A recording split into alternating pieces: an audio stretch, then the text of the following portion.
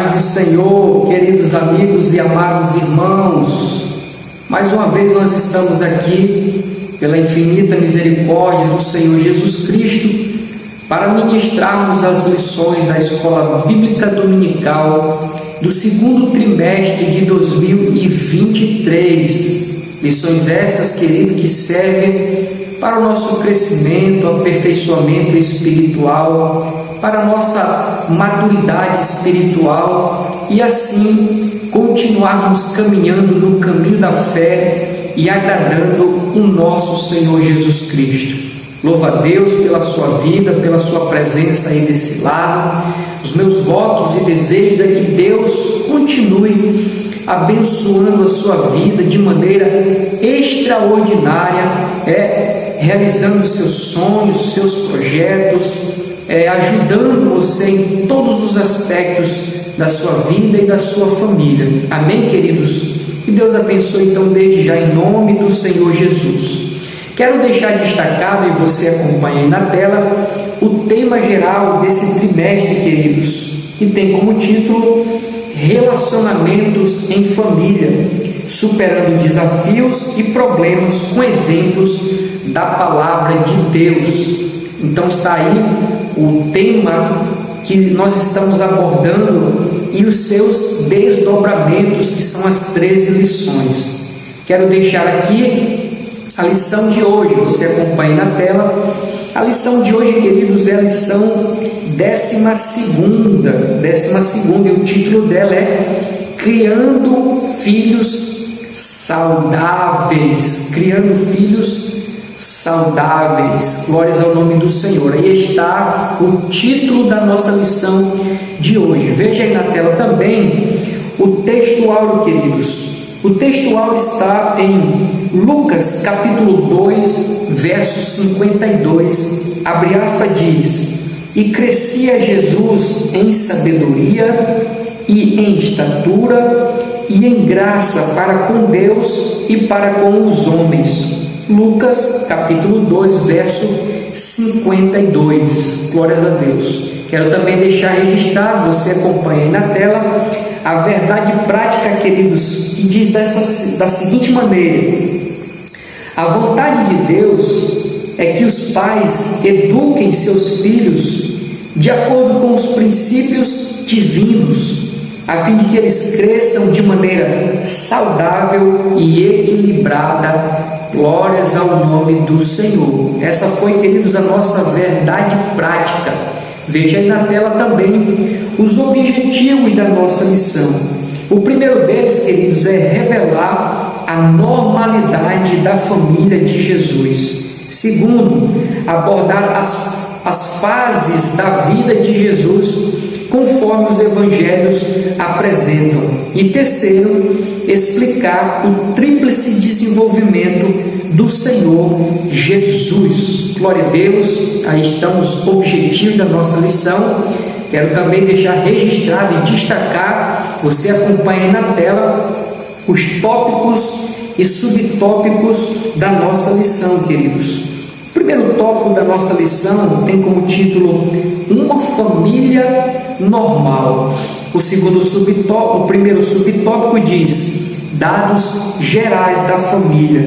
Segundo subtópico, os filhos de José e Maria depois de Jesus. O segundo tópico da nossa lição tem como título O modo de criação de Jesus. O primeiro subtópico diz Jesus, o Filho Especial. Segundo subtópico, a infância de Jesus. Terceiro subtópico, a adolescência de Jesus. E quarto subtópico, a juventude de Jesus. O terceiro tópico, queridos, da nossa lição tem como título o tríplice desenvolvimento de Jesus. O segundo tópico diz assim, queridos: Jesus crescia em sabedoria.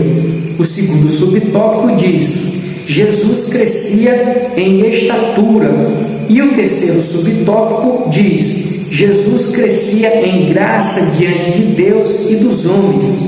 E o quarto e último subtópico diz: lições importantes. Bendito seja o nome do Senhor Jesus Cristo. Aí está, queridos, a estrutura da nossa lição de hoje, e nós vamos, pela infinita misericórdia do Senhor, aqui debulhar e trazer algumas verdades e aplicabilidades para a nossa vida. Digo com sinceridade, eu acredito que esse é o mesmo sentimento que você está agora a ouvir até esse vídeo para ver o que eu vou dizer. Qual é o sentimento? Que essa lição é uma daquelas lições que a gente lê, relê e lê novamente e não sabe o que dizer, né, queridos? Essa lição é um pouco difícil de trazer assim alguma aplicabilidade. Igualmente você sente, eu também sinto dificuldade em algumas lições, né, para a gente poder extrair alguma coisa para trazer como conteúdo para a classe, mas Deus é quem nos dá vitória, e eu espero contribuir para o teu crescimento e enriquecimento espiritual, e assim também nortear você quando estiver ali diante da sua classe, amém? Então vamos lá, eu quero começar aqui do textual. O textual diz: e crescia Jesus em sabedoria e estatura e em graça para com Deus e para com os homens. Eu quero destacar aqui, queridos, apenas 3 coisas para nós. A primeira é destacar a palavra e crescia. Essa palavra e crescia aponta para um crescimento contínuo. Não era algo estático, não era apenas um estado, não. Esse crescimento de Jesus era contínuo, né? Ele era retilíneo e crescente. Esse é o primeiro destaque que eu faço para nós.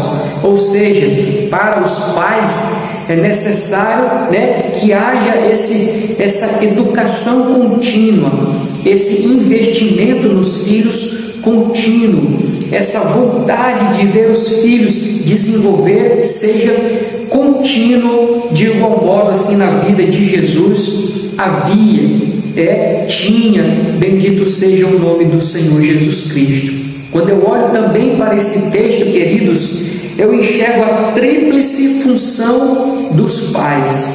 Eu sei que daqui alguns tópicos à frente nós vamos ver a tríplice situação que aconteceu com Jesus. Mas aqui nesse caso eu quero destacar a tríplice função dos pais. Note que o texto diz que Jesus crescia em 3 aspectos: sabedoria, estatura e graça.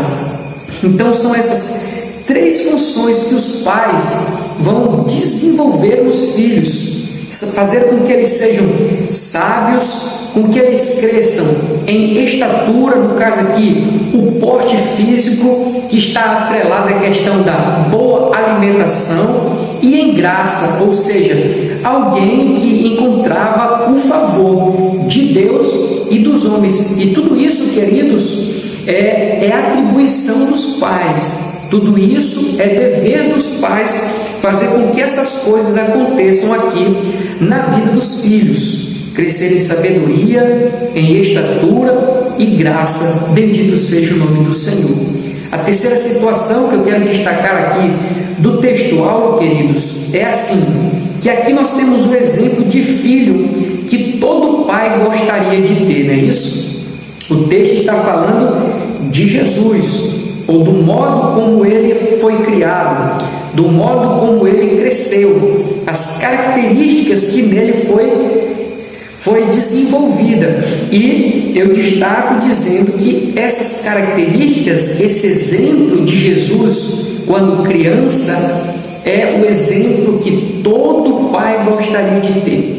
Quem não é o pai? Quem é o pai que não gostaria que o seu filho lhe desse ali orgulho? Todo pai gostaria que os filhos dessem orgulho. Por isso eu destaco, queridos, esse exemplo aqui. Então, se é atribuição, é dever dos pais desenvolver isso daqui, e ao ser desenvolvido na criança essas características, isso dará um retorno para os próprios pais, principalmente gerando alegria, gerando prazer, contentamento, orgulho. Então façamos, queridos, façamos isso, para que os nossos filhos cresçam em sabedoria, estatura e graça, para assim trazer alegria ao teu coração, você olhar e dizer: aquele é o meu filho e eu me alegro por eu ter ele como um filho. Então essa realidade passa pelas suas mãos.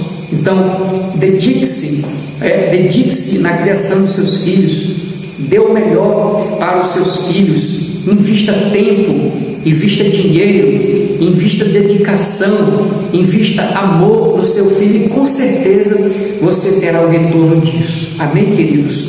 Vamos aqui para a verdade prática, que a verdade prática, ela tem algumas coisas interessantes para nós, queridos. E a verdade prática diz assim: a vontade de Deus é que os pais eduquem seus filhos de acordo com os princípios divinos, a fim de que eles cresçam de maneira saudável e equilibrada. Então a vontade de Deus é que os pais eduquem. Nós já vimos em lições passadas que é responsabilidade dos pais educar os filhos em primeira instância. Depois vem a escola, depois vem a igreja, mas em primeiro lugar a responsabilidade, ou a responsabilidade primária, é dos pais. E diz aqui a verdade prática que essa é a vontade de Deus. Só que ele continua: criar, educar os seus filhos não como eu penso, não como eu imagino, não como eu quero, não como está ditando a moda, não como está ditando a novela, não como está ditando o filme, não como está ditando a conjuntura em que nós estamos vivendo. Não é dessa maneira que nós vamos educar os nossos filhos. A verdade prática diz que é vontade de Deus que nós viemos criar os filhos de acordo com os princípios divinos. Então é da vontade de Deus que nós viemos criar os nossos filhos conforme a vontade de Deus, conforme Deus estabeleceu que os filhos viessem a ser criados. Por que, queridos? Por que criar os nossos filhos de acordo com a Bíblia Sagrada? Porque a Bíblia é o melhor manual para se instruir os filhos, queridos. A Bíblia é o melhor, o mais excelente manual para instruir os seus filhos, porque além da questão de torná-los sábios, de fazê-los compreender os princípios da Escritura, tem também a questão da alimentação da alma deles. A Bíblia é a palavra de Deus, é o alimento para a alma do ser humano. Então, quando nós instruímos os nossos filhos segundo a Escritura também alimenta a alma deles. Bendito seja o nome do Senhor, e isso com certeza irá refletir aonde? Na eternidade, queridos. Na eternidade da alma do seu filho, dos nossos filhos. Bendito seja o nome do Senhor Jesus Cristo. Em lições passadas também eu falei que quem projetou o ser humano foi Deus. Deus projetou o ser humano e tem um manual deste ser humano. Deus projetou os filhos, Deus tem um manual para esses filhos. Deus projetou a família, Deus tem um manual para essa família. Deus constituiu a igreja, Deus tem um manual para essa igreja. E onde está esse manual? Aqui, queridos. Aqui está o manual, a Bíblia Sagrada. A Bíblia Sagrada é um manual para o ser humano. A Bíblia Sagrada é um manual para o casal. A Bíblia Sagrada é um manual para a família. A Bíblia é um manual para como se criar os filhos. A Bíblia é um manual para os patrões. A Bíblia é um manual para os empregados. A Bíblia é um manual para os pastores, para os líderes. Enfim, a Bíblia é o mais excelente manual para toda e qualquer situação. Bendito seja o nome do Senhor Jesus Cristo. Daí, queridos, a importância de se criar, de educar os nossos filhos com base nos princípios divinos. Bendito seja o nome do Senhor. O outro detalhe que eu destaco aqui para nós é que os princípios divinos não se impõem. os princípios da Bíblia Sagrada, a vontade de Deus, ela não pode ser imposta, queridos. Infelizmente, nós vemos muitos pais, como nós já citamos em lições anteriores, pais carrascos, pais autoritários, que eles impõem os princípios divinos. Por exemplo, tem alguns pais que castigam os filhos e o castigo é ler a Bíblia. Será, queridos, que isso vai resultar em algo positivo? Positivo impor para a criança como castigo ler a palavra? Será que quando ela crescer, ela vai ler a Bíblia por prazer? Porque quando ela pensar na questão da leitura, ela vai lembrar que aquilo é um castigo. Então ela não vai ler a Bíblia Sagrada com amor, com prazer. Eu já vi pais que para castigar os seus filhos, colocam os filhos para orar. O teu castigo é que tu vai orar. Não tem sentido, queridos, um negócio desse. Então, quando a criança crescer, ela vai ficar traumatizada com a questão da oração, porque para ela a oração é um castigo, a oração é um suplício, a oração é algo ruim. Então, queridos, as coisas espirituais, elas não podem ser impostas para o filho com mão de ferro, com autoridade, como eu coloquei aqui. Os princípios divinos não se impõem, se faz amá-los. Então, o papel dos pais não é impor aos filhos as coisas espirituais. O papel dos pais é fazer os filhos amar os princípios da Escritura, a vontade de Deus. Então é papel do pai fazer o filho amar a leitura da Escritura. É papel dos pais fazer os filhos gostar de orar, gostar de estar na casa do Senhor Jesus Cristo. Esse é o papel dos pais. Não impor, mas fazê-los amar. E eu continuo dizendo, principalmente espelhando esses princípios em nós. Uma coisa é falar, queridos, outra coisa é demonstrar. Eu digo que o amor que Deus tem para conosco, ou para com a humanidade, não foi um amor de palavras, foi um amor de demonstração. João capítulo 3, verso 16, que Deus amou o mundo de tal maneira que deu, ou seja, mostrou, demonstrou, que amava o mundo por meio do sacrifício do seu filho naquela cruz do Calvário. Então, uma coisa é falar, outra coisa é demonstrar.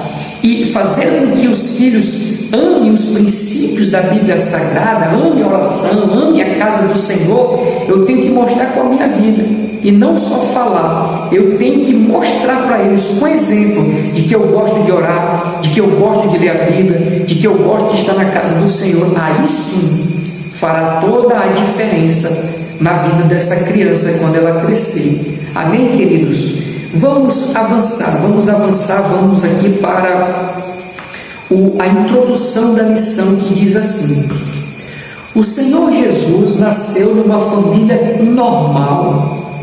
Ele teve como pai José e como mãe Maria. Deus falou em sonhos com José a respeito da concepção virginal de Maria, por intermédio da obra do Espírito Santo. Por isso ele se tornou o pai adotivo de Jesus.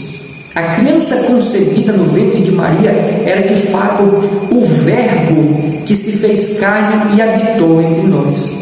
Nessa lição estudaremos o desenvolvimento de Jesus dentro da família de José e Maria, seus pais.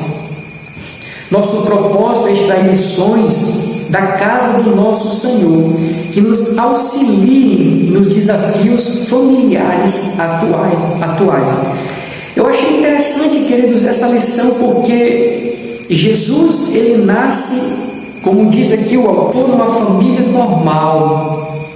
Jesus é Deus, o Verbo que se encarnou.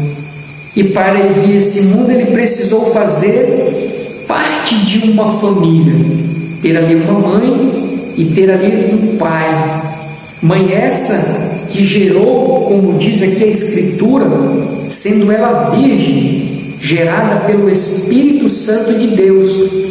E Jesus, ali dentro daquele contexto, aquela família ela foi abençoada. José foi abençoado, Maria foi abençoada, os irmãos dele foi abençoado. Por quê? Porque Jesus estava no meio deles. Bendito seja o nome do Senhor Jesus Cristo. Então a presença de Jesus em uma família faz toda a diferença, E quando nós olhamos para a família do Mestre, como diz aqui a nossa lição, o exemplo desta família servirá, nos auxiliará a lidarmos com as situações e os desafios que permeiam ali a família. Bendito seja o nome do Senhor Jesus Cristo. Então Jesus, ele nasce nessa família como cumprimento de uma promessa. Isaías capítulo 7, verso 14, Isaías profetizou que nasceria o menino de uma virgem. Então Jesus, ele nasce como o cumprimento de uma profecia. Assim se cumpriu, assim aconteceu. Bendito seja o nome do Senhor Jesus. Amém, queridos? Vamos aqui para o primeiro ponto da nossa lição, o primeiro tópico da nossa lição. Uma família normal. Uma família normal. O que nós podemos dizer, queridos, é que o nascimento de Jesus em si foi sobrenatural, mas a maioria das coisas que aconteceu com Jesus foi normal. Por exemplo, ele defecou como criança, ele fez xixi como criança, ele tomou banho como criança, ele brincou com os coleguinhas dele como criança. Então, da vida de Jesus, do seu nascimento, queridos, até o início do seu ministério, tudo foi normal, o restante. Só não o nascimento dele, que foi aqui, ou a forma como ele foi gerada, A forma como ele foi gerada foi sobrenatural. E também o restante da sua vida foi no sentido sobrenatural. Jesus andou no sobrenatural. Muitas coisas ele fez no sobrenatural, com prodígios e maravilhas, tá bom? Então vamos lá, queridos. O primeiro subtópico diz assim: dados gerais da família. A leitura diz: José e Maria eram descendentes da família real de Davi, da raiz de Jessé. O casamento deles aconteceu depois que o anjo do Senhor revelou a José que sua noiva estava grávida e o filho do seu ventre fora gerado pelo Espírito Santo. Posteriormente, José só se relacionou sexualmente com Maria após o nascimento de Jesus. Podemos inferir isso a partir do relato do evangelista Mateus, que diz assim: e José, despertando do sono, fez como o anjo lhe ordenara e recebeu a sua mulher, e não a conheceu até que deu à luz seu filho, o primogênito, e pôs-lhe o nome de Jesus. Bendito seja o nome do Senhor Jesus Cristo. Glória a Deus. Tem aqui, queridos, alguns detalhes para nós. Glória a Deus. Vamos ver aqui um a um para o nosso crescimento. E o destaque que eu faço aqui, queridos, é quando o autor diz assim, que ele é da família, no caso José e Maria eram descendentes da família real de Davi, ou seja, da raiz de Jessé, e o casamento deles aconteceu depois que o anjo revelou a José que sua noiva estaria grávida e o filho do seu ventre fora gerado pelo Espírito Santo de Deus. Então um anjo aparece para Maria e diz que no ventre dela seria gerado um menino, que seria o Salvador do mundo, que tiraria o pecado do seu povo. O anjo também revela a José essa mesma situação. Quando ele desperta do sono, ele recebe Maria como sua noiva. Só que ali, dentro do ventre de Maria, já está gerado Jesus Cristo. Só que Jesus é gerado não por conjunção carnal, mas pela ação extraordinária do Espírito Santo de Deus. Então, para que se cumprisse a Escritura, foi necessário que assim acontecesse, que o Espírito Santo gerasse no útero de Maria a Jesus, de maneira que ela tivesse Jesus virgem. E o autor, ele continua dizendo que José só conheceu, ou seja, só coabitou com Maria depois do nascimento de Jesus. O que eu quero destacar aqui para nós, queridos, é que há uma discussão entre os protestantes e os católicos a respeito da virgindade de Maria. Ou seja, Maria continuou, depois do nascimento de Jesus, Maria continuou virgem.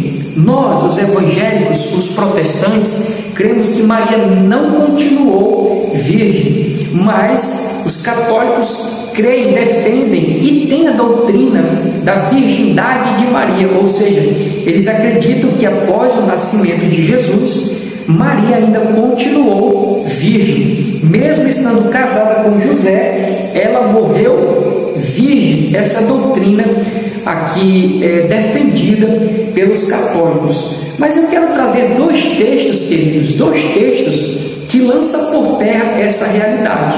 E eu digo dois textos dentre muitos outros que lançam por terra essa virgindade de Maria que os católicos querem defender. O primeiro deles é esse,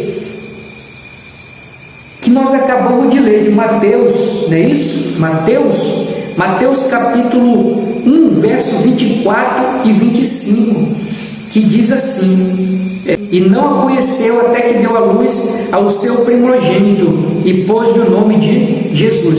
Então, José não se relacionou com Maria até o nascimento de Jesus, porque depois do nascimento, sim, eles passaram a se relacionar. E note que o próprio texto, nesse caso, na versão da Almeida Revista e Corrigida, só que no texto paralelo de Lucas, capítulo 2, verso 7, vai dizer que o primogênito, e não a conheceu até que deu à luz ao seu filho, o primogênito, e pôs-lhe o nome de Jesus. Se a Bíblia está dizendo que Jesus foi o primogênito, significa que tem outros filhos. Então nós temos aqui, queridos, num verso, duas verdades que lançam por terra essa questão que os católicos querem defender a respeito da virgindade de Jesus, de Maria, que ela continuou virgem mesmo estando casada com Maria, tá bom? Talvez isso fuja um pouco da lição, mas eu queria deixar destacado aqui para nós, tá bom? Então vamos lá. O segundo subtópico diz assim: os filhos de José e Maria depois de Jesus. Jesus foi o primogênito de José e Maria. A Bíblia registra que os pais dele tiveram outros filhos mais adiante, no caso, Tiago, José, Judas, Simão e pelo menos mais duas irmãs. Isso está em Marcos capítulo 6, verso 3. Seus irmãos não o aceitavam como Messias e por isso o rejeitavam. Somente depois de sua ressurreição, seus irmãos o aceitaram e o receberam.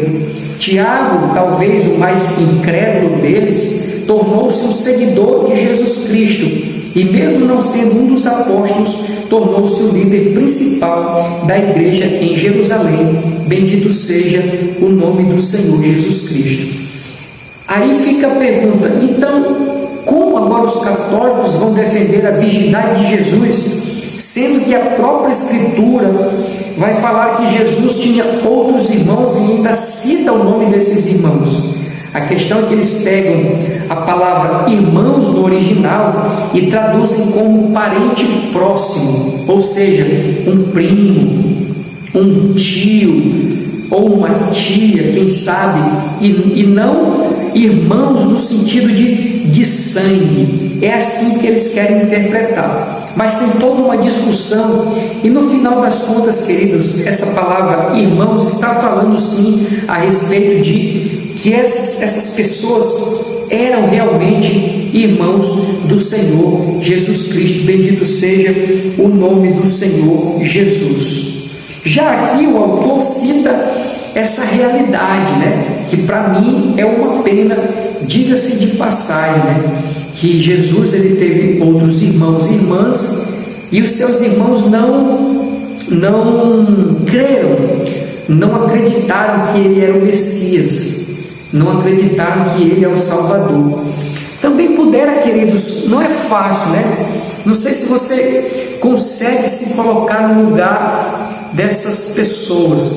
Eu sei que existiam os profetas, as profecias, as promessas a respeito do Salvador, mas imagine a dificuldade desses irmãos de Jesus em crer que o seu irmão é o Salvador. Não é fácil, Então isso é um triste relato da história dos irmãos de Jesus em não acreditarem, mas o bom é que para o final eles passaram a crer que Jesus realmente era o Messias, Jesus era o Salvador, e ali eles puderam dizer que foi uma honra, uma honra ter o Salvador, nascer o Salvador ali na casa deles. Bendito seja o nome do Senhor Jesus Cristo. Amém, queridos?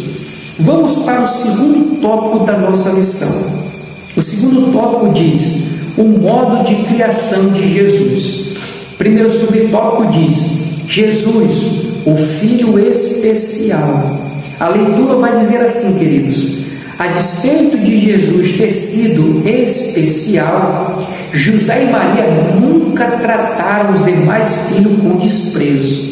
Aqui nós temos desde já uma atitude sábia, não é isso? Sábia de José e Maria, porque Maria sabia da missão do filho dela, Jesus. José também sabia da missão do seu filho Jesus, que Jesus não era um menino comum, mas um menino incomum, com uma missão espiritual, que era trazer salvação para o seu povo. Mas mesmo com esse conhecimento, eles não trataram os outros filhos com indiferença. Eles não deram prioridade para Jesus e desprezaram os outros. Não, eles souberam lidar com essa situação muito bem, cuidando cada um de maneira igual. E isso é o que falta, meus amados, na vida de alguns pais. E como nós já estudamos, isso é prejudicial,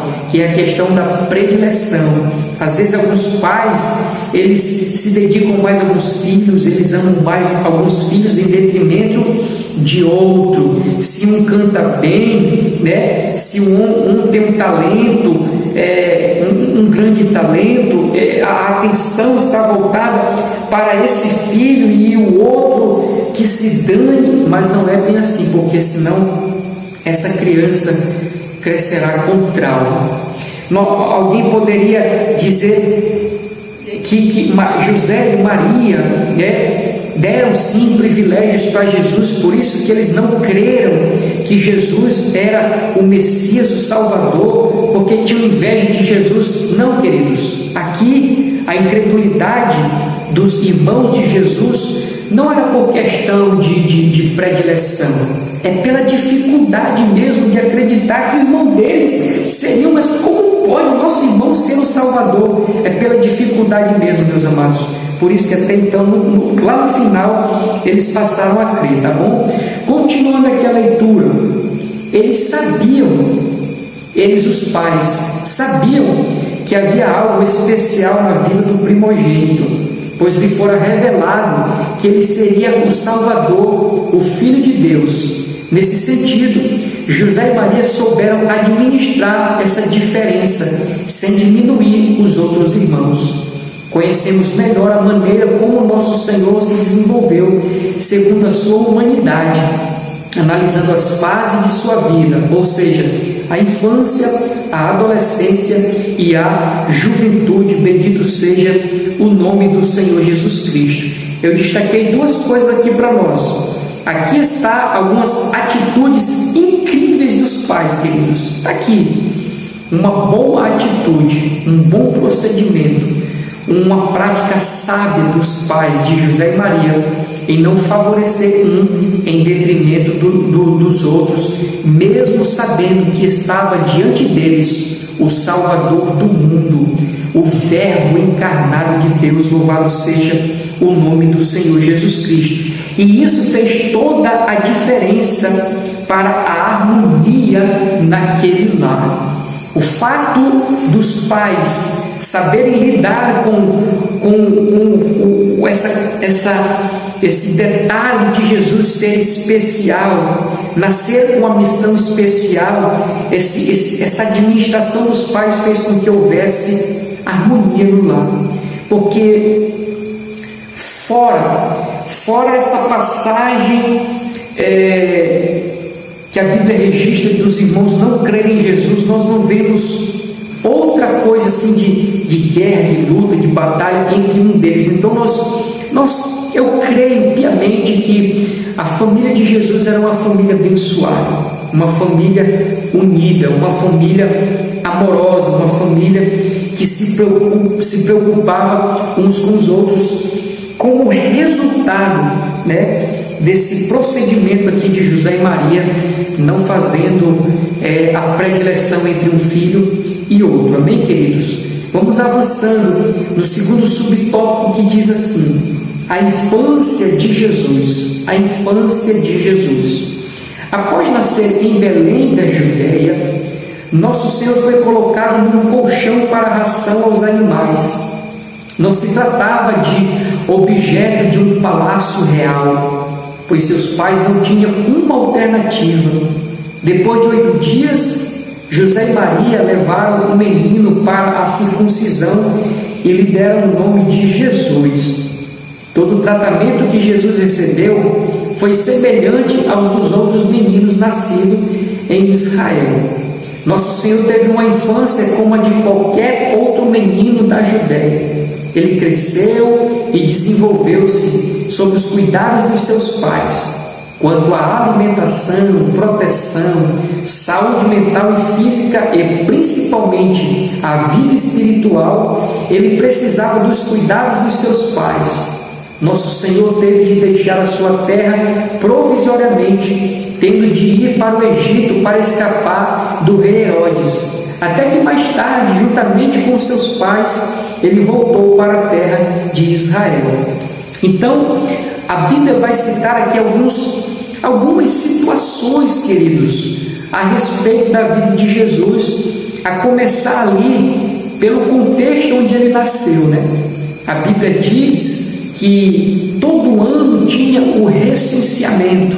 Então, Maria e José eles voltam para a sua cidade natal para ali fazerem o recenseamento. Chegando lá, como era uma situação que envolvia uma grande massa de pessoas, a cidade estava abarrotada, ou seja, as hospedagens estavam cheias, os hotéis estavam cheios, as pousadas estavam cheias, de maneira que não tinha lugar para eles pernoitarem, Mas Maria já estava grávida e próximo de nascer, e é nesse contexto que Jesus nasce. Só que não em um palácio real, como diz aqui a revista e a própria Escritura. Ele não nasce num castelo, ele não nasce num palácio, ele não nasce num quarto de hotel luxuoso, não. Ele nasce na estrebaria, ele nasce no curral, como nós gostamos de dizer, onde os animais ali dormiam, onde os animais descansavam. Quando nós olhamos para a palavra manjedoura no tempo do Natal, Jesus nasceu em uma manjedoura, não é isso? Manjedoura dá esse aspecto assim de glamour, mas na verdade, queridos, é um coxo. O que é o coxo? É o lugar onde o animal come, onde depositam a comida para o animal comer. Foi ali que Jesus nasceu. de maneira bem humilde, de maneira bem precária, de maneira bem simples, assim nasceu o Salvador. E a Bíblia faz questão de ressaltar para nós, bendito seja o nome do Senhor Jesus, queridos. Eu destaco outra coisa, que a família de Jesus era das mais simples de Jerusalém, de Israel. Não bastasse o lugar onde ele nasceu, queridos, a família de Jesus era muito simples, simples. Nós podemos identificar essa simplicidade da família quando eles vão sacrificar. Eles levam ali 2 pombinhas, 2 rolinhas como sacrifício. E se nós voltarmos no Velho Testamento, existiam ali os animais para serem sacrificados, e de acordo com a posse da família, tinham os animais para serem sacrificados. As famílias simples levavam o quê? Os pombinhos, levavam ali umas rolinhas para sacrificar, porque não tinham muitas posses para levar um outro animal. Daí nós concluímos que a família de Jesus, não somente onde ele nasceu, que foi um local simples, humilde, mas a família em si era uma família simples. Talvez, querido, você esteja aí do outro lado vendo essa mensagem, buscando conhecimento, e seja frustrado na vida por ter nascido numa família pobre, numa família simples. Mas, querido, Deus te ama, e Deus tem o melhor para a sua vida. Talvez você também não tenha alcançado os seus sonhos, seus objetivos, propósitos, projetos que um dia arquitetou, mas o que importa, queridos, é que você tenha salvação, você tem um céu reservado para ti. As coisas dessa terra vão ficar, elas vão se acabar, as coisas dessa terra passam, o que permanece são as coisas eternas, é aquilo que Jesus já tem te dado. Então, alegre a sua alma, alegre o seu coração, não se perturbe também de você ter os seus filhos e não poder dar do bom e do melhor, porque, queridos, o que o seu filho precisa é do básico, precisa do necessário, e muito mais do que bons brinquedos, boas roupas, boas escolas. O que o seu filho precisa é de orientações, é de conselho, é de afago, é de amor, é de carinho, é de comunhão na casa, no lar, aquela brincadeira gostosa com os filhos. É isso. E você está no seu alcance, não é nada que esteja fora do seu alcance. Aquilo que o seu filho precisa é o que está ao seu alcance. Bendito seja o nome do Senhor Jesus Cristo. Continuando aqui, queridos, a Bíblia diz que no 8º dia, Jesus ele foi circuncidado. Isso era um procedimento lá da cultura dos judeus, e nesse dia foi lhe dado também o nome chamado Jesus de Nazaré. Bendito seja o nome do Senhor. Então, como Manoá, que recebeu de Deus que iria ter um filho e como criar aquele filho, José e Maria também receberam do anjo a orientação de que viria um filho e como eles criariam um filho, e assim aconteceu. Eles obedeceram a ordem de Jesus, a ordem de Deus, de como criar a Jesus. Assim como, queridos, nós precisamos obedecer ao Senhor, criando os nossos filhos aqui, pela orientação da Bíblia Sagrada. Mais abaixo, nesse tópico, o autor diz assim: ele cresceu e desenvolveu-se sobre os cuidados de seu pai, quanto à alimentação, proteção, saúde mental e física, principalmente vida espiritual. É que toda criança precisa. O que a criança precisa, queridos? Precisa de proteção, precisa de alimentação, ter uma saúde mental e física, e também a questão espiritual. Aqui eu chamo a nossa atenção, como eu já falei. Tem muitos pais que se preocupam em dar do bom e do melhor para os seus filhos. É a melhor roupa, é a melhor comida, é a melhor moradia, é a melhor escola, os melhores passeios, mas também esquecem da questão espiritual. né? Você tem investido na vida espiritual do seu filho? Você tem comprado uma Bíblia ao invés de um celular? Você tem comprado livros ao invés de historinhas de faz de conta, de super-herói? Você tem investido, tem pago um curso para o seu filho fazer de teologia ou algo do tipo, querido? Você tem incentivado o seu filho a ir para a escola bíblica dominical, indo também junto? Você tem incentivado o seu filho a ir para os cultos, indo você junto? Porque, queridos, é esse o equilíbrio que nós estamos falando de criação de filhos saudáveis. E essa vida saudável não está restrita apenas ao corpo físico, mas alcança também o espiritual, ou a espiritualidade da criança. E cabe aos pais, querido, também criar os filhos de maneira saudável no aspecto da espiritualidade, investindo tempo, dedicação, recurso, e assim essa criança seja uma bênção, querido, e cresça como Jesus cresceu. Bendito seja o nome do Senhor Jesus Cristo. Já aqui o autor vai dizer que nosso Senhor teve de deixar sua terra provisoriamente, tendo de ir para o Egito para escapar do rei Herodes. Nós vemos aqui Jesus já meio crescidinho ali, e Herodes ficou sabendo que o rei havia nascido. Só que Herodes achava que esse rei que se falava era alguém que iria tomar o trono dele. Mas na verdade, Jesus é o Rei dos Reis e Senhor dos Senhores. Como ele mesmo diz: o meu reino não é aqui dessa terra, o meu reino é lá de cima. Mas, enfurecido, Herodes, achando que Jesus iria tomar o seu trono, foi necessário que eles fugissem, né, e fossem lá para o Egito para escapar dessa perseguição que Herodes imprimiu ali, matando muitas crianças, e assim Deus deu escape para Jesus. Até que chega um momento, em Mateus capítulo 2, 20 e 21, que eles retornam outra vez para Israel. Aqui nós temos, querido, então, alguns detalhes da vida de Jesus na sua infância.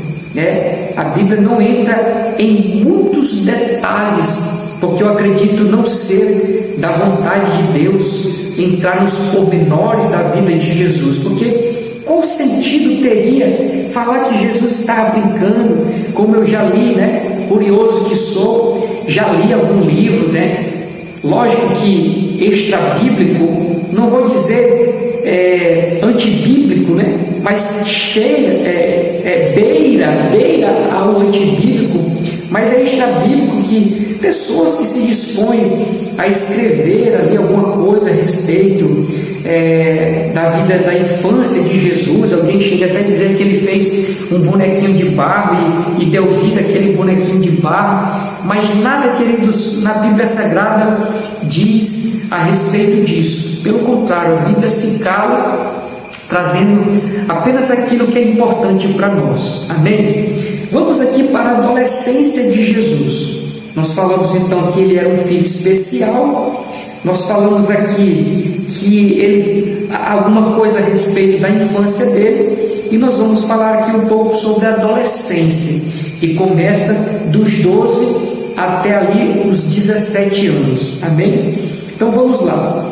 No Evangelho de Lucas, o texto bíblico declara que Jesus havia crescido em estatura, sabedoria e graça diante de Deus e dos homens. Na Bíblia, a informação que temos a respeito da adolescência de Jesus foi sua experiência aos 12 anos em Jerusalém com os doutores da lei. Nessa idade, o menino judeu é introduzido na vida religiosa e se torna um filho da lei. A ida de Jesus a Jerusalém com a sua família se deu por causa da observância dos deveres religiosos, como participar das 3 festas mais importantes de Israel: a Páscoa, o Pentecostes e a festa dos tabernáculos. Toda a celebração dura 7 dias e depois todos voltam para as suas cidades. Os pais de nosso Senhor não imaginaram que ficaria para trás. Depois de 3 dias, eles os encontraram no interior do templo, conversando e discutindo com os doutores da lei. Estes, por sua vez, estavam maravilhados com a sabedoria daquele adolescente. Bendito seja o nome do Senhor Jesus Cristo. Aqui, queridos, começa a haver algumas mudanças na vida de Jesus, né? Enquanto criança, eu quero crer que ele brincava de se pendurar em árvores, de pular no igarapé, quem sabe, mexer com a pedra ou com os animais. Ele começa ali a crescer em graça e sabedoria física, e chega aos 12 anos, ele começa agora já a compreender o chamado dele, né? Compreender a missão dele. Quero crer que ele foi uma criança que desde tenra idade já tinha uma comunhão com Deus. Ele já conversava com Deus, orientado pelos seus pais. Era uma criança que já se comunicava com Deus, orava a Deus e tinha o conhecimento da Torá, tinha o conhecimento da lei do Senhor Jesus Cristo. Então aqui nós já vemos que Jesus ele já vai tomando uma forma do Salvador, né? Do Messias. Ele vai tomando consciência da missão para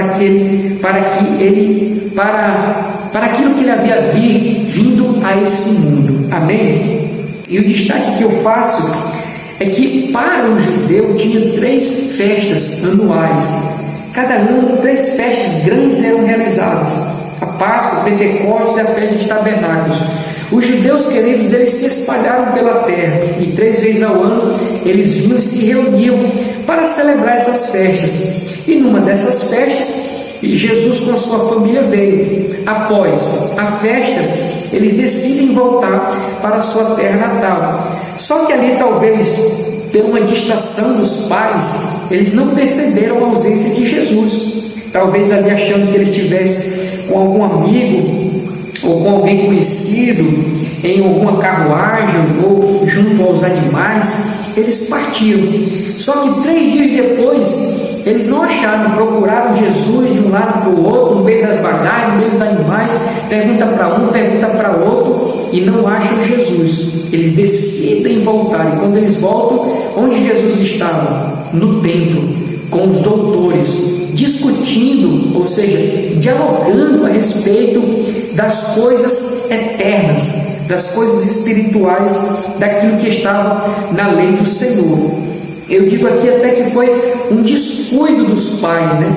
Um descuido dos pais em relação a esse detalhe. Mas o certo é que Jesus, sendo já um adolescente bem maduro, com a cabeça já bem amadurecida, bem centrada, ele estava no melhor lugar, estava na casa do Pai, porque foi essa a resposta que ele deu para José e Maria quando chegaram. Acaso vocês acham que eu estaria em outro lugar a não ser na casa de meu Pai? E assim foi, queridos. Nós vimos ali já Jesus com fome de Deus, né? Com fome de aprender, de ensinar, com fome de fazer a diferença, e isso é glorioso. E é possível que os nossos filhos também, queridos, se nós seguirmos os mesmos passos de José e Maria, que criaram seus filhos na orientação da Bíblia Sagrada, é possível que nós tenhamos filhos assim, famintos por Deus, faminto da lei de Deus, faminto pela presença, desejo de falar, de expressar, de pregar, de ganhar almas para o reino do Senhor Jesus Cristo, e com isso trazer alegria ao nosso coração. Amém, queridos?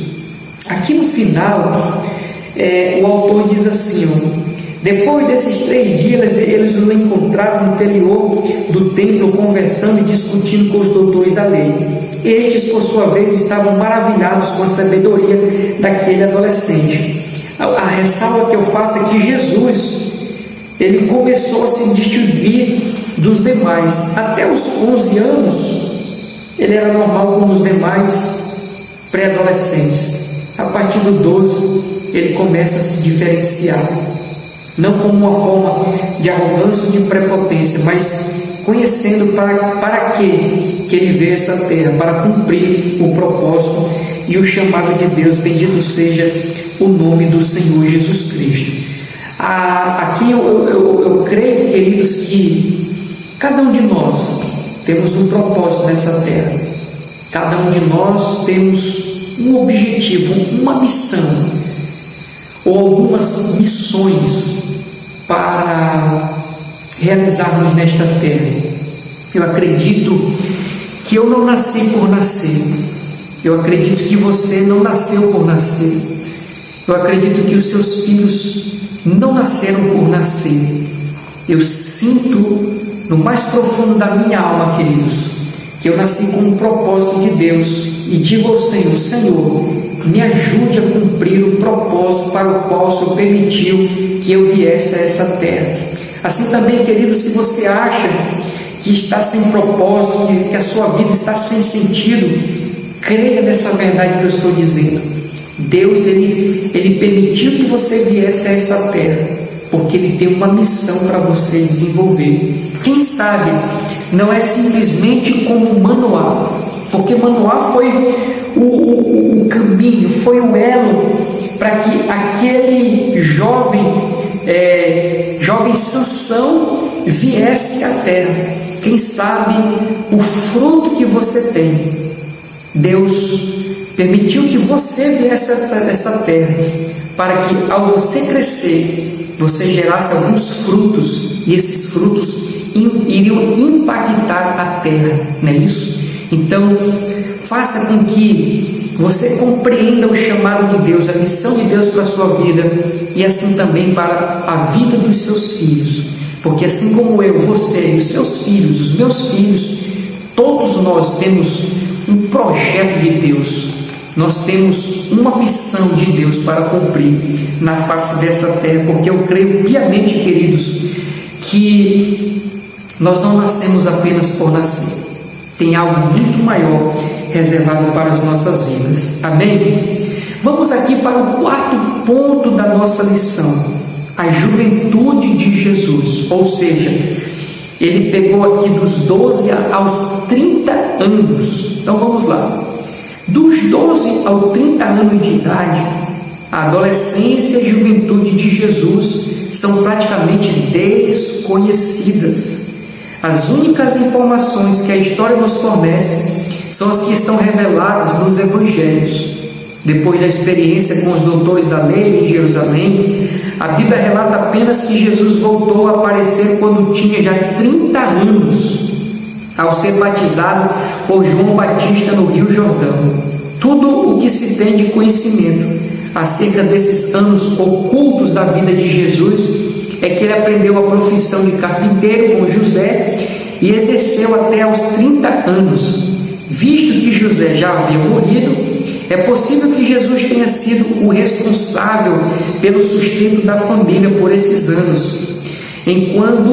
Quando chegou a idade que o pai estabeleceu para iniciar seu ministério, ele deixou tudo e reuniu os discípulos, os quais se tornaram os apóstolos que fariam o seu evangelho conhecido. Bendito seja o nome do Senhor.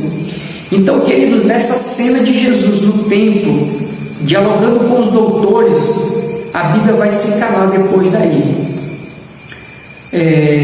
A vida de Jesus a Bíblia vai fazer menção da vida de Jesus, já ele agora com 30 anos, quando ele vai ser ali batizado por João Batista, e a partir daquilo dando início ao seu ministério terreno. Bendito seja o nome do Senhor Jesus Cristo. O porquê que a Bíblia se cala, não podemos dizer com certeza. O certo é que na Bíblia só há aquilo que é permissão de Deus, essencial para a nossa vida. Então, queridos, muito cuidado, com o que nós lemos, muito cuidado com aquilo que nós pesquisamos, de pessoas que se predispõem a falar a respeito de coisas a mais, além daquilo que a Bíblia está nos dizendo, E tem pessoas que dão a buscar isso e às vezes até pregam aqui em cima, do púlpito, dizendo como que aquilo fosse até verdade. Então, cuidado, queridos, cuidado para nós não cairmos nesse erro. Vamos vamos falar aquilo que a Bíblia fala. Se ela se cala, nós vamos nos calar. Bendito seja o nome do Senhor Jesus Cristo. O interessante é que o autor, ele acredita que com a morte de José, Jesus tenha assumido ali a responsabilidade da família, por ele ser o primogênito, o filho primogênito, né? Isso aí dá para a gente harmonizar com certeza com a própria Escritura e assim com a cultura em que eles estavam inseridos, porque realmente quando o pai morria era o filho primogênito que tomava as rédeas ali da família. O filho primogênito era quem encabeçava ali todas as situações que envolviam a família. Nessa perspectiva, crê-se que Jesus então também desenvolveu o trabalho de carpinteiro.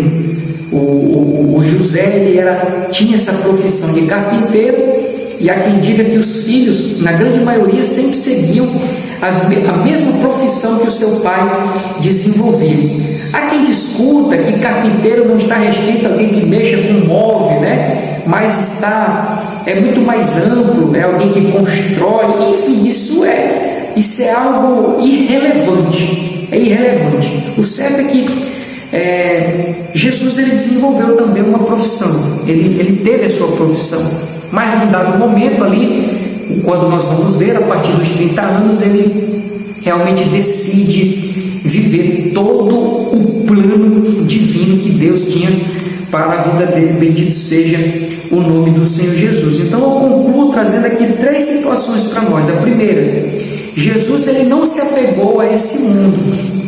Se Jesus tivesse se apegado, queridos, a esta terra, ele teria tido dificuldade para cumprir o propósito de Deus. Jesus não se apegou ao dinheiro, Jesus não se apegou aos bens materiais, Jesus não se apegou a nada dessa vida. É tanto, queridos, que algumas pessoas, elas estão até se esquecendo da volta de Jesus, estão se esquecendo do arrebatamento, estão se esquecendo do céu. Por quê? Porque estão amando esta terra e o que esta terra assim pode proporcionar.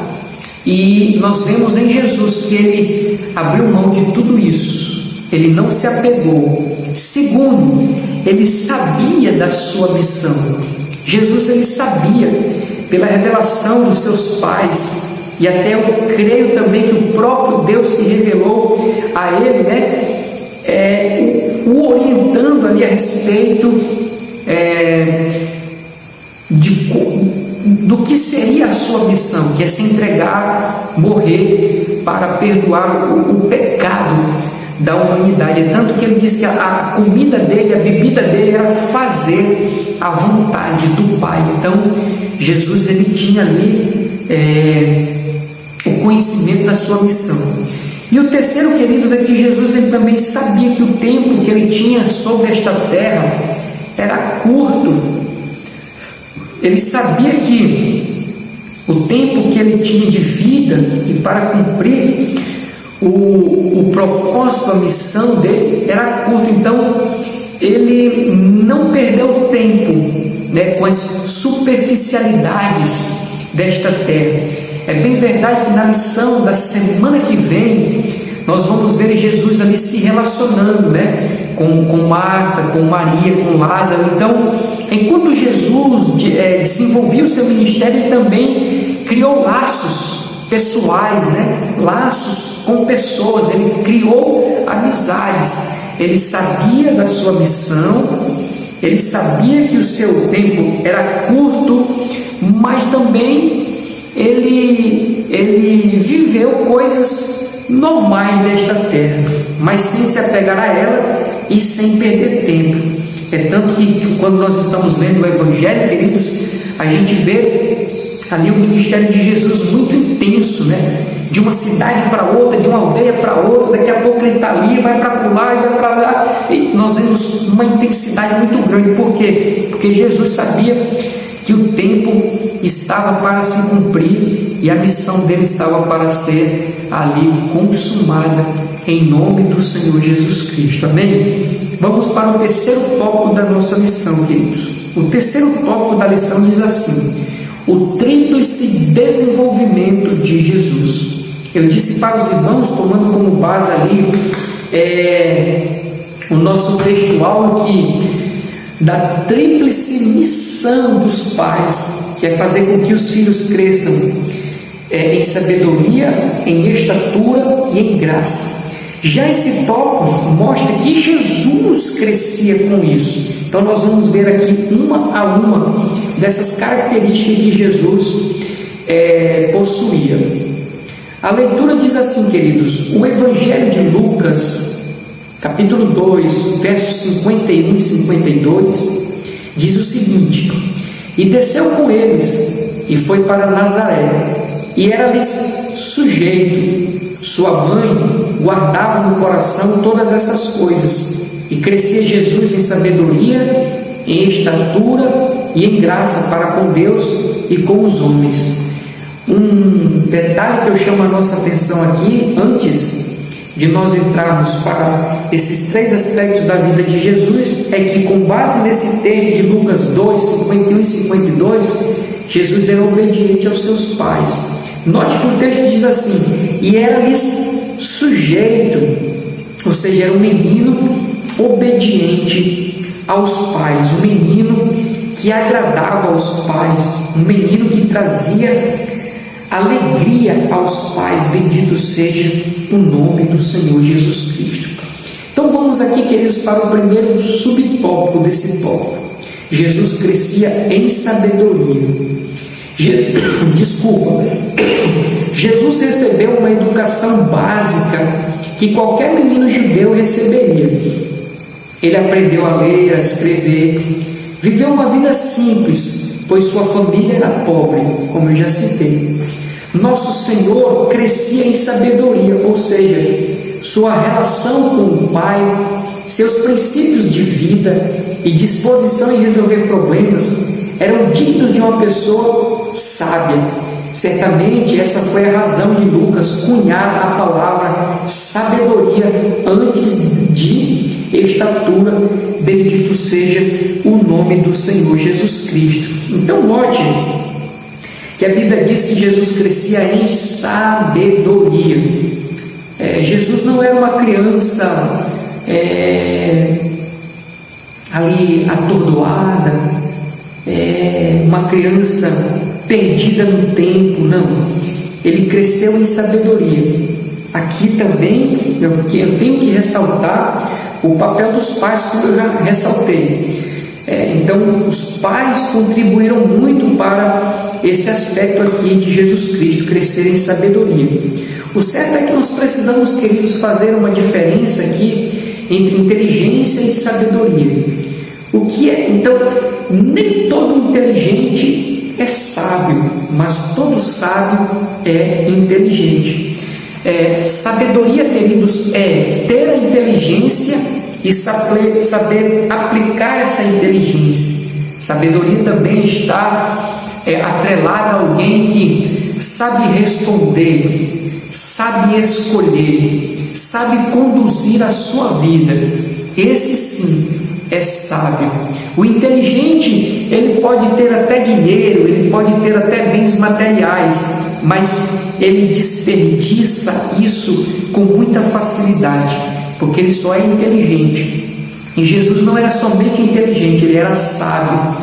E essa sabedoria de Jesus era quase que palpável, era muito perceptível. É tanto que com 12 anos ele já estava no templo discutindo com os doutores da lei, ou seja, com aqueles homens que eram versados na escritura, na lei do Senhor Jesus Cristo, queridos. Então Jesus ele crescia em sabedoria. Bendito seja o nome do Senhor.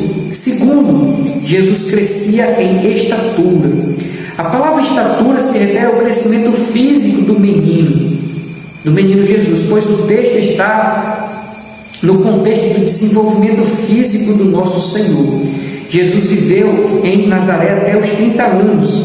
tinha a estatura mediana de qualquer judeu. Seu corpo era normal e saudável. Não por acaso Jesus se desenvolveu no trabalho de carpintaria, bendito seja o nome do Senhor. Então, nós vemos aqui que Jesus, dentro da medida das possibilidades, Jesus fisicamente ele era perfeito, não tinha nenhum defeito físico e crescia, crescia em estatura, ou seja, não era uma criança que passava necessidade, não era uma criança que era privada das alimentações básicas e necessárias para o crescimento de uma criança, para que ela se desenvolva normalmente. Isso está a cargo dos pais, queridos, promover essas questões básicas da alimentação, daquilo que é essencial para o crescimento físico, de maneira que a criança não cresça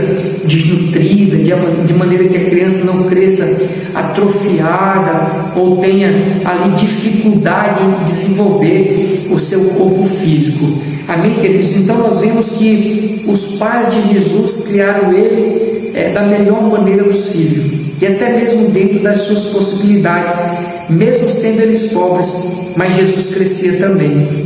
Agora, o ponto que me chama a atenção, queridos, além da questão da sabedoria de Jesus, além da questão do crescimento físico de Jesus, o que me chama a atenção é essa outra característica aqui, que é o terceiro subtópico da nossa lição, que diz assim: Jesus crescia em graça diante de Deus e dos homens. A graça para com Deus Pai tinha a ver com a consciência de Jesus quanto à sua natureza e missão. Essa consciência pode ser constatada no episódio em que seus pais o chamaram no templo discutindo com os doutores da lei. E gentilmente ele respondeu para os seus pais: Por que é que me procuráveis? Não sabias que me convém tratar dos negócios do meu Pai? Já a graça para com os homens tinha a ver com a sua personalidade carismática, no sentido de atrair pessoas para ouvir a sua mensagem. O carisma do nosso Senhor se revela ao abrir a boca para falar do reino de Deus. Então, por conta da criação dos pais, Jesus ele crescia em graça.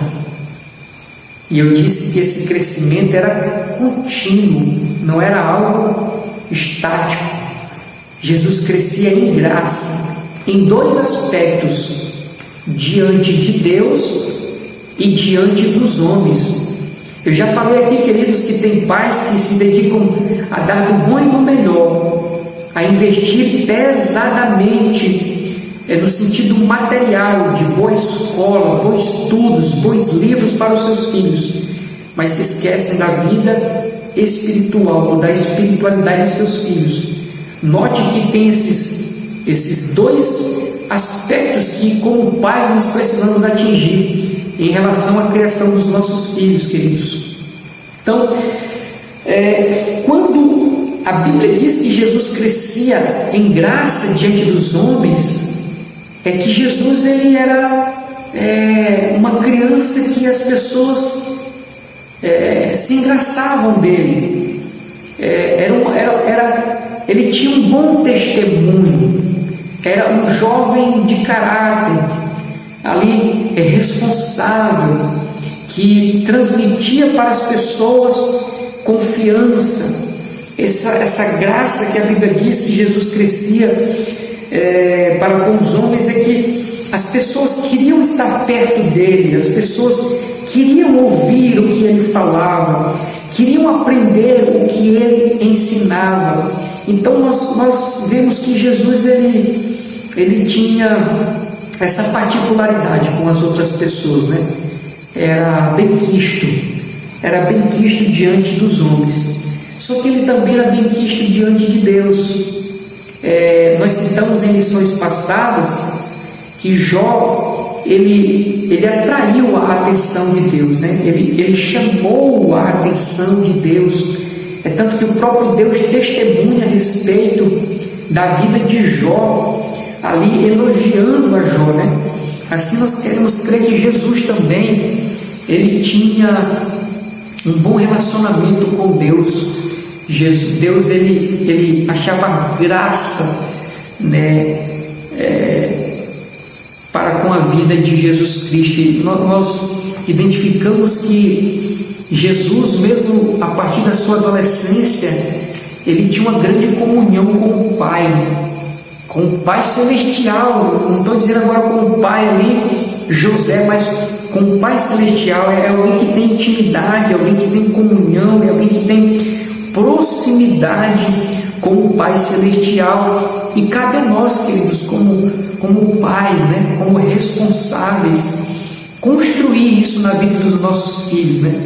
Fazer com que os nossos filhos tenham essa comunhão com Deus, essa intimidade com Deus, viver o sobrenatural de Deus.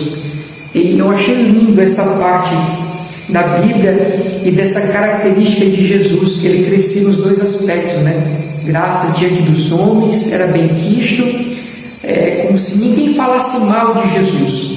Ele não tinha um mau testemunho, ele tinha um bom testemunho diante dos homens e também um bom testemunho diante de Deus. E é o que nós desejamos para os nossos filhos, ou possamos desejar, queridos, também para os nossos filhos. Amém? Vamos para aqui o quarto tópico da nossa lição, que diz assim: lições importantes. Olhando para o desenvolvimento de Jesus em sua família, podemos aprender que a educação dos filhos cristãos tem a ver com o desenvolvimento, em primeiro, emocional, social e espiritual. Então são essas coisas que os pais devem se esforçar para atingir, queridos: o desenvolvimento emocional, social e espiritual dos filhos. Os pais precisam ter essa consciência de que está sob sua responsabilidade prover um ambiente propício para que os seus filhos se desenvolvam de maneira saudável e geral. Outro fator de destaque é que a sabedoria dos pais de Jesus em não lhe manifestar predileções pelos filhos, né? Nós vemos aqui outra característica desses pais, como eu já citei. Continuando, por exemplo, a singeleza de Maria em guardar tudo no coração revela uma personalidade discreta, não precipitada e equilibrada. Equilíbrio e bom senso não podem faltar na educação dos filhos. Eu coloquei um detalhe dizendo assim: creio que ela tenha orgulho, ou tinha orgulho do filho, mas sem menosprezar as dos outros, ou até mesmo os próprios filhos. Não tem aqueles pais que, para elogiar os filhos, para ressaltar a qualidade dos filhos, precisa humilhar o filho dos outros, né? Maria não fez isso, José não fez isso, e isso fez muita diferença nessa família e na criação de Jesus. Se nós estamos procedendo assim, queridos, vamos reverter essa situação, né? Ou vamos rever essa característica e deixar com que, como diz a Escritura, né? Não é bom que os nossos lábios nos louvam, mas que os lábios dos outros possam nos louvar. Então, que outras pessoas elogiem os vossos filhos, né? Contem que o seu filho tem um bom testemunho, e assim, com certeza, a alegria do seu coração, né, irá dobrar. Amém, queridos? Era isso que eu tinha para a nossa vida. Como eu disse logo no início, né, nós estamos diante de uma lição que não tem assim muito o que explorar, não tem muito o que extrair, mas eu espero ter contribuído para o teu crescimento espiritual. E quero deixar aqui a conclusão da lição, que diz assim: a família de Jesus é um exemplo de boa formação familiar. A respeito dos pais, aprendemos a ser equilibrados, ponderados e não manifestar predileções pelos filhos. A respeito de filhos, nosso Senhor foi obediente e atencioso aos seus pais em todas as coisas. Que nossa família seja um ambiente propício para o desenvolvimento espiritual, emocional e social dos nossos filhos. Amém e amém. Eu espero ter contribuído, queridos, em nome do Senhor. Permitindo Deus, Na próxima semana nós estaremos aqui em nome de Jesus. Amém e amém.